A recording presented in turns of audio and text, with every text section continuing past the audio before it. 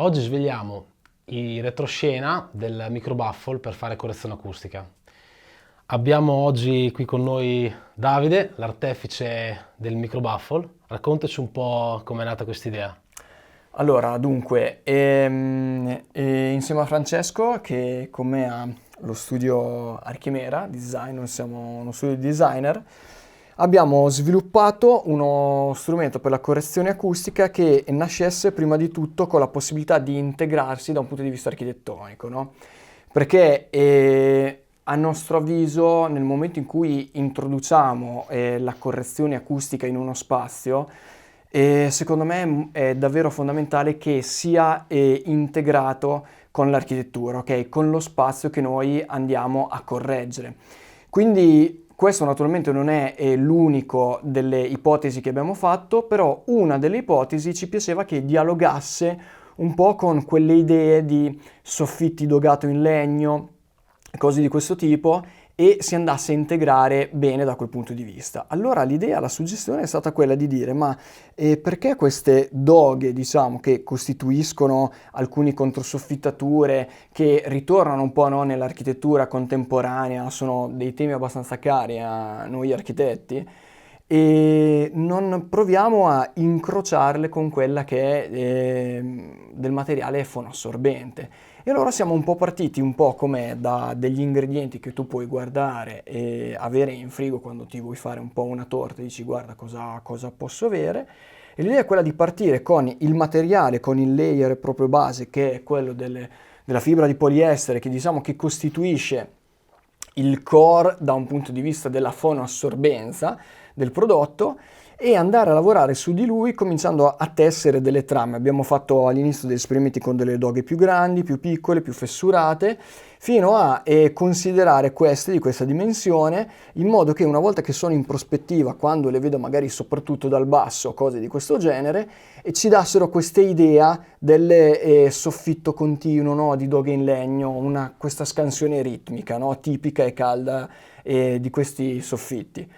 La cosa bella è stata anche che provandolo, la scansione diciamo, di queste doghe verticali va anche un po' a rifrangere il suono, e proprio questa idea ci è piaciuta, tanto è vero che gli ha dato il nome al prodotto, cioè micro baffle, proprio perché di solito i baffle sono questi sistemi che vengono inseriti a soffitto con la capacità di rompere e attutire e quindi correggere acusticamente l'onda sonora. In questo qua caso sono piccoli, quindi dei micro baffle, e hanno costituito, diciamo, l'essenza, diciamo, di questo prodotto. Questo è il prodotto che ha fatto scattare la scintilla, il prodotto che a me personalmente ha veramente entusiasmato, e poi diciamo che questa è proprio la base di partenza, che poi dal di qui ci sono tutto un sacco di finiture, un sacco di layer, di cose che si possono montare sopra. L'idea è stata questa: noi, come dicevo, ci siamo ispirati, no, a questa suggestione delle doghe in legno, no, del soffitto con le doghe in legno, e in prima battuta abbiamo pensato a una traduzione stessa della doga in legno, no, accostata alla fibra, come dicevamo. Ma in realtà poi ci siamo fatti una serie di domande e abbiamo detto perché non rendiamo anche la fibra protagonista. E infatti uno dei suoi, diciamo, delle sue finiture, diciamo, dei suoi abbinamenti è anche dove questa doga che qui vedete adesso in legno è costituita in fibra, e quindi crea comunque questo effetto visivo, ma mantenendo il materiale monocromatico, no? E quindi crea solo la scansione geometrica da quel punto di vista. E poi dopo, da lì, l'idea di andare ad arricchire, diciamo, questi effetti. Quindi la possibilità, ad esempio, di avere il legno su fibra nera o su fibra bianca, e la possibilità di avere il legno, ad esempio, su un pannello accoppiato con il tessuto, quindi è una ricercatezza piuttosto preziosa, proprio perché vedete l'abbinamento del legno con dei tessuti che quindi gli danno anche un certo valore artigianale, anche quando vedo, no, questa applicazione. Oppure anche lì sempre la fibra che può essere abbinata con il tessuto o con fibra e fibra.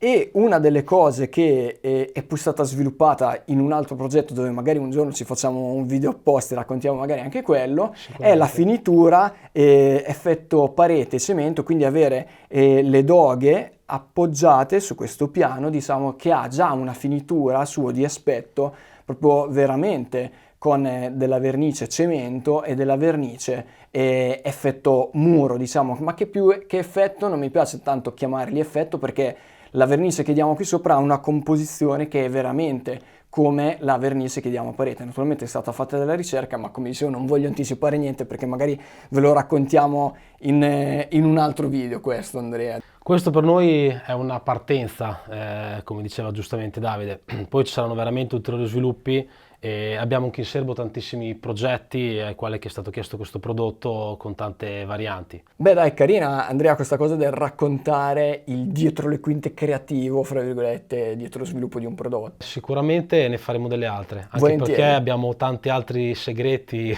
Da svelare, da che al svelare. momento teniamo un po' così, certo. Assolutamente. Se volete rimanere aggiornati, iscrivetevi al nostro canale.